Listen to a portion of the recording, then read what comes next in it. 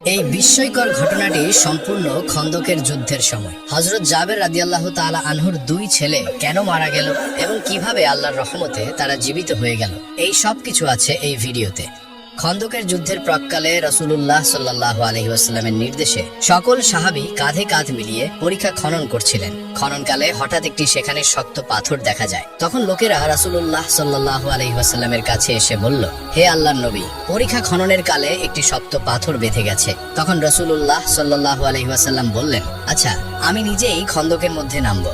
তখন রাসূলুল্লাহ সাল্লাল্লাহু আলাইহি ওয়াসাল্লাম কয়েকদিনের আনাহারি ছিলেন। পরীক্ষা খননকারীরা প্রায় সকলেই 3 দিন পর্যন্ত কিছুই খেতে পারেননি। তারাও ক্ষুধার্ত ও আনাহারি ছিলেন। এরপর রাসূলুল্লাহ সাল্লাল্লাহু আলাইহি ওয়াসাল্লাম একটি কোদাল হাতে নিয়ে পাথরটির উপর আঘাত করলেন। সাথে সাথে পাথরটি চূর্ণ বিচূর্ণ হয়ে বালুকণায় পরিণত হয়ে গেল। নবীর সাহাবী হযরত জাবের রাদিয়াল্লাহু তাআলা আনহু যখন দেখলেন যে বিশ্ব নবী ক্ষুধার্ত অবস্থায় পেটে পাথর বেঁধে রেখেছেন, তখনই তিনি মনস্থির করলেন যে আল্লাহর নবীকে তার বাড়িতে খাবার খাওয়ানোর জন্য দাওয়াত করবেন। তিনি বাড়িতে ফিরে তার স্ত্রীকে বললেন, তোমার কাছে খাওয়ানোর জন্য কিছু আছে? রাসূলুল্লাহ সাল্লাল্লাহু আলাইহি ওয়াসাল্লামকে ভীষণ ক্ষুধার্ত অবস্থায় দেখলাম। এই অবস্থায় দেখে আমি আর সহ্য করতে পারছি না, তাই সিদ্ধান্ত নিয়েছি রাসূলুল্লাহ সাল্লাল্লাহু আলাইহি ওয়াসাল্লামকে এক বেলা খাবার খাওয়াবো। তখন জাবের রাদিয়াল্লাহু তাআলা আনহুর স্ত্রী একটি পাত্রে 1 চা পরিমাণ জব বের করে বললেন, এই জব ছাড়া ঘরে আর কিছুই নেই। জাবের রাদিয়াল্লাহু তাআলা আনহু তখন তার স্ত্রীকে বললেন, তুমি জবগুলো পিষে রুটি তৈরির জন্য আটা প্রস্তুত করো।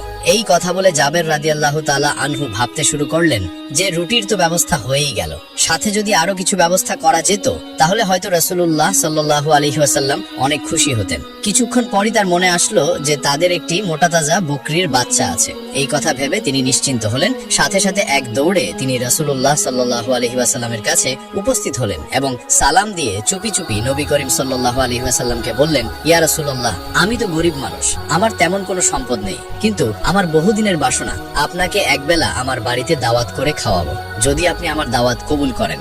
এই কথা শুনে রাসূলুল্লাহ সাল্লাল্লাহু আলাইহি ওয়াসাল্লাম উচ্চ স্বরে সকল সাহাবীকে উদ্দেশ্য করে বললেন, শোনো হে সাহাবীরা, তোমরা সকলেই শোনো। আজকে আমার জাবের আমাদের তার বাড়িতে খাবার খাওয়ার জন্য দাওয়াত করেছেন। আমি দাওয়াত কবুল করেছি। তোমরা সকলে জলদি করে কাজ সেরে নাও। আজকে আমরা সকলে জোহরের নামাজ বাদে জাবেরের বাড়িতে যাব খাবার খাওয়ার জন্য। এই কথা শুনে সকল সাহাবীর মুখে হাসি ফুটে উঠল।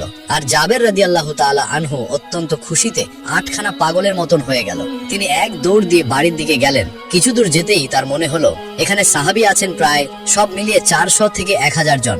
আমি গরিব মানুষ, আর ঘরে তো এত মানুষের খাবার খাওয়ানোর মতো পর্যাপ্ত খাদ্য নেই, তাহলে কি হবে? তখন জাবের রাদিয়াল্লাহু তাআলা আনহু ঝড়ের গতিতে আবারও রাসূলুল্লাহ সাল্লাল্লাহু আলাইহি সাল্লামের কাছে আসলেন। তখন নবীকে দেখে বিনীতভাবে আরজ করে বললেন, ইয়া রাসূলুল্লাহ, আমি তো ভেবেছিলাম আপনি মাত্র কয়েকজন সাহাবী নিয়ে আমার বাড়িতে খাবার খাওয়ার জন্য আসবেন, কিন্তু আপনি তো সকলকে দাওয়াত দিলেন। এখন 100 থেকে মনান্তরে 1000 জন সাহাবী আমার বাড়িতে যাবে, এই কথা আমি বুঝতে পারিনি। আপনি তো জানেন আমি নিতান্তই একজন গরিব অসহায় মানুষ। এখন কি হবে? এখন কি করব?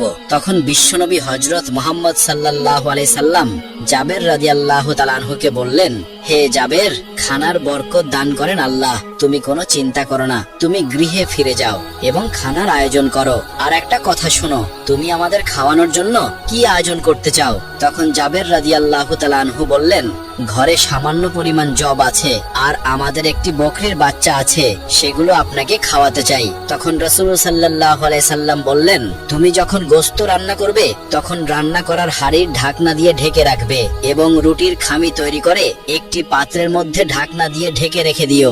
আমি না আসা পর্যন্ত উভয় পাত্রের ঢাকনা খুলবে না। বিশ্বনবীর মুখের এই কথা শোনার পর জাবের রাদিয়াল্লাহু তাআলা আনহু অত্যন্ত খুশিতে বাড়ি ফিরে এলেন। আল্লাহর রাসূল দাওয়াত কবুল করেছেন, এই খুশির খবরটা তার বিবিকে জানাতে হবে। এই খবর বিবিকে জানানোর পর বিবি শুনে খুব খুশি হলেন। এদিকে জাবের রাদিয়াল্লাহু তাআলা আনহুর 2টি ছেলে সন্তান ছিল, যার মধ্যে বড় ছেলের নাম আব্দুল্লাহ, তার বয়স 8-9 বৎসর হবে।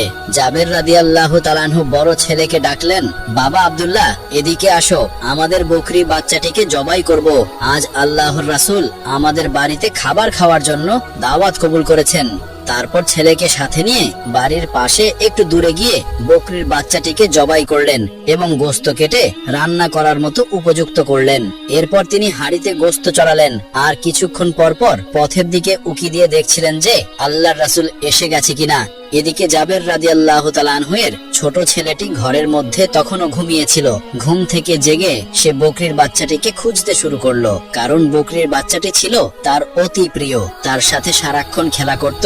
সেই ছোট্ট ছেলেটি চারিদিকে খুঁজে না পেয়ে বড় ভাই আব্দুল্লাহকে জিজ্ঞাসা করলো, ভাই, আমাদের বকরির বাচ্চাটি কোথায়? বাচ্চাটিকে তো আমি কোথাও খুঁজে পাচ্ছি না। তখন বড় ভাই আব্দুল্লাহ বলল, তুমি তো ঘুমিয়েছিলে, তাই তুমি জানো না। আব্বাজান আজ আমাদের বকরির বাচ্চাটিকে জবাই করে দিয়েছে। তখন ছোট ভাইটি বলল, ভাই, কোথায় জবাই করেছে, আমাকে একটু দেখাও। এরপর বড় ভাই আব্দুল্লাহ ছোট ভাইকে সাথে নিয়ে সেই জায়গায় চলে গেল যেখানে বকরির বাচ্চাটিকে জবাই করা হয়েছিল। তখন ছোট ভাই বড় ভাইকে বলল, কিভাবে জবাই করেছে আমাকে একটু দেখাও। আব্দুল্লাহ তখন বলল, তুমি দেখবে, তাহলে এখানে শুয়ে পড়ো। ছোট্ট শিশুটির বয়স 2-3 বছর হবে আর আব্দুল্লাহর বয়স 8-9 বছর হবে। দুজনেই তখন অবুঝ ছিল। বড় ভাই আব্দুল্লাহর কথা মতো ছোট ভাই শুয়ে পড়ল।